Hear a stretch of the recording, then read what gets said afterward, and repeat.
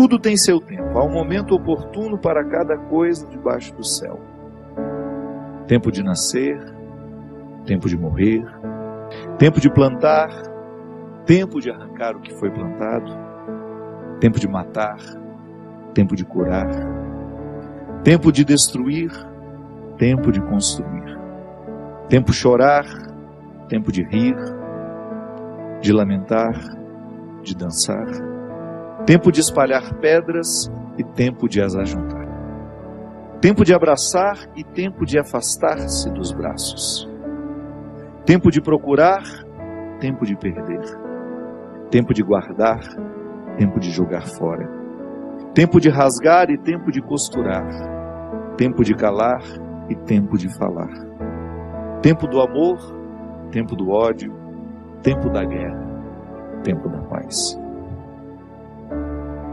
Muitas vezes nós matamos a nossa vida, ou matamos a oportunidade de viver bem, porque nós não somos capazes de fazer a leitura correta. O que o tempo está nos pedindo?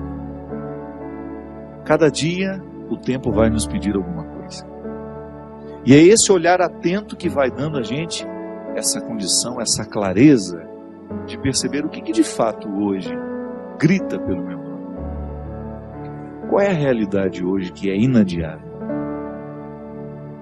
Às vezes nós somos tão negligentes na percepção disso, que às vezes nós desperdiçamos um mês, um ano, 10, 20, colocando o nosso empenho numa realidade que nem era para aquele momento.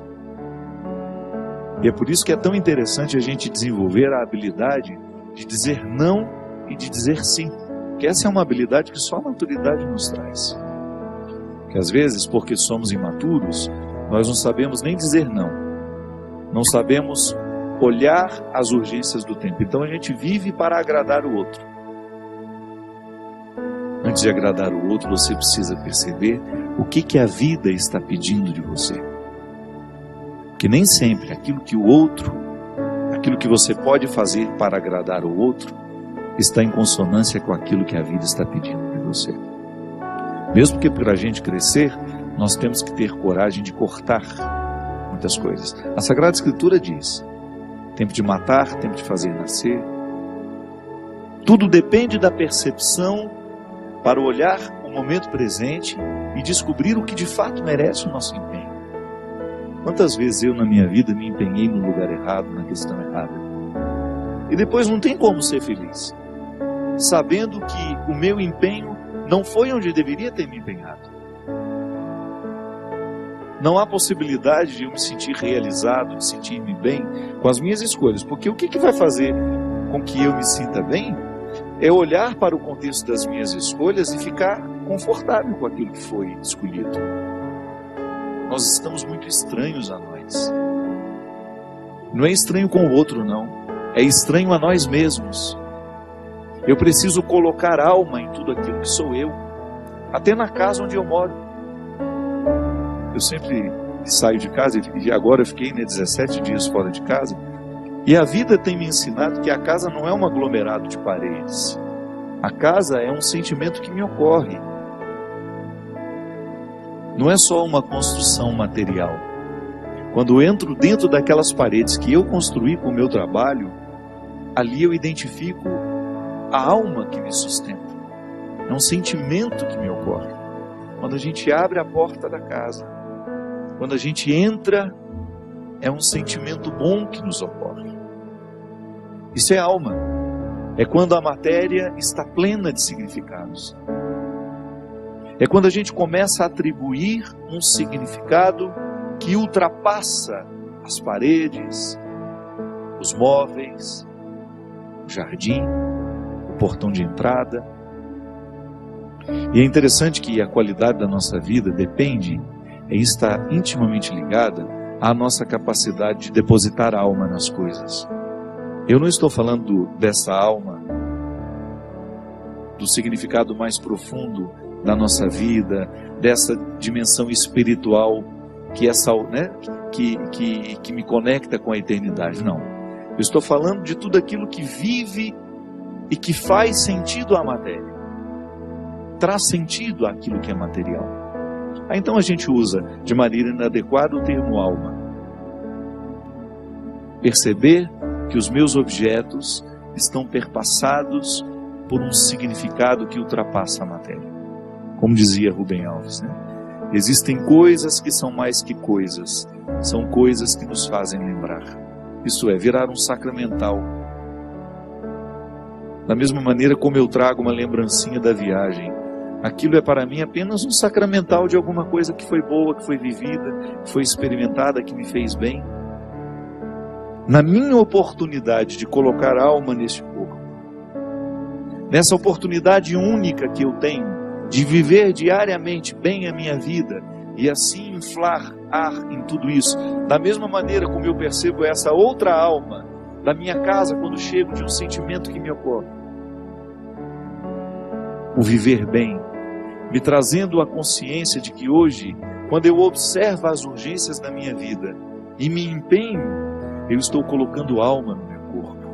Agora, quando eu percebo que eu não estou fazendo, que eu não estou me empenhando para viver bem, eu estou sim fragilizando os recursos da minha alma, que são justamente para me ajudar a viver bem a própria vida do corpo. E nós muitas vezes negligenciamos a observância do tempo, como na Escritura que diz: tempo de chorar e tempo de rir. Há momentos que a própria vida te mostra a necessidade de chorar, de jogar para fora os seus excessos, de não ter medo da tristeza, de permitir que essa tristeza cave dentro de nós as suas riquezas e que nos ajude a encontrar a pedra preciosa que só o sofrimento poderia nos levar a conhecer. Depois vem o riso. O riso não nasce por acaso. A gente já cantava aquela música também, né?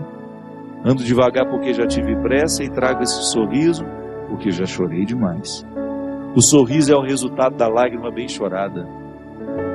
O sorriso é o resultado final de um processo de luta que nós estabelecemos, de observar dia a dia qual é o empenho que aquele dia me pede, o que hoje eu preciso fazer para ter o direito do sorriso amanhã. E é bom, você sabe por quê? Porque à medida em que nós estamos passando o perrengue, sabendo que ele será construtivo, já nascem pequenos sorrisos ao longo desse processo.